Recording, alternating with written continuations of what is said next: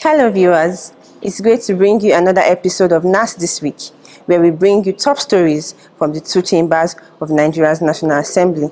I am Eboesomi Sharon. We begin from the House of Reps, where the Public Accounts Committee of the House of Representatives has demanded explanation from the Nigerian Ports Authority over 2019 audit queries revealing huge debts to the federal government.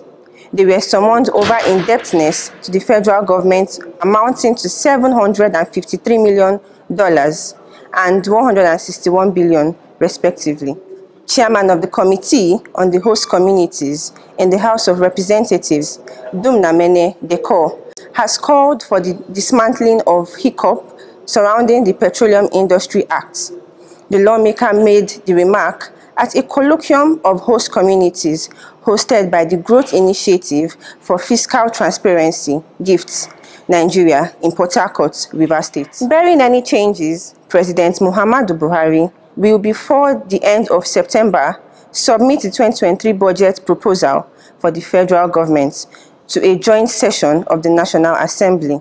Director General of the Budget Office of the Federation, Ben Akabreze, disclosed this on Monday in Abuja at a training on budget preparation using the government's Integrated Financial Management Information System.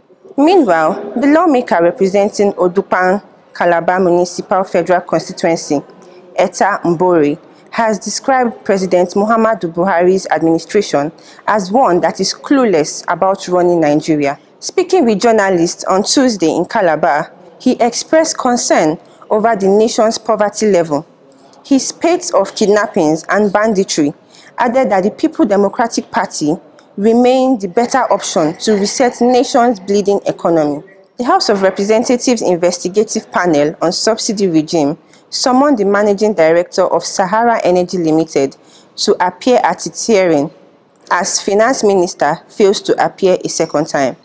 In the same vein, the Public Accounts Committee of the House of Representatives on Wednesday vowed to unmask the real identities of the owners of companies which took contracts valued the sum of 18.9 billion naira from the Federal Ministry of Agriculture and Rural Development for clearing of bushes, land preparation, rehabilitation of soil plants during the last COVID-19 lockdown of the country. The resolution followed the appearance of representatives of 2 of the 20 affected companies at the resumed investigative hearing of the Committee on Queries to Ministries, Departments and Agencies of the Federal Government by the Office of Auditor General of the Federation. The affected companies are Easy Construction Company Limited and Nukag Ventures Limited, respectively, while the remaining 18 companies failed to show up. In the Senate, Nigerians across various social media platforms have been reacting to reports on termites eating up important vouchers at the Nigerian Social Insurance Trust Fund.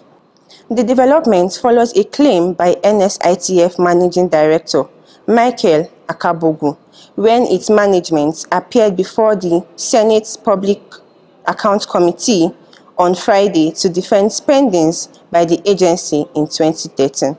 Reports of the expulsion of the factional candidate for Ebonyi South senatorial seat in the 2023 general election, Anne Agom Eze, have been described as false.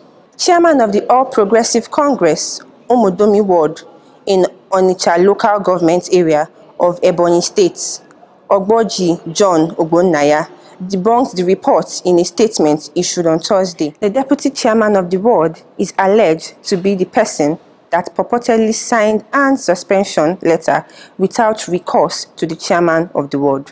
The lawmaker representing Kaduna Central Senatorial District, Senator Uba Sani, has refuted reports about him sponsoring a bill to rename Kaduna State or for the creation of Zazao State. As contained in a statement he issued on Monday, he described the report as concocted, subversive, malicious, and false information. Finally, the chairman of the All Progressive Congress in Ebonyi State has called for the arrest of Anne Agom Eze, a factional candidate for the Ebonyi South senatorial seat and rival to Governor David Umahi.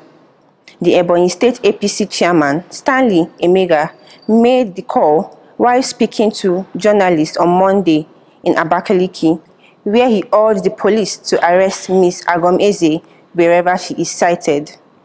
This is where we draw the curtain of today's NASS This Week. Join us for another interesting episode next week.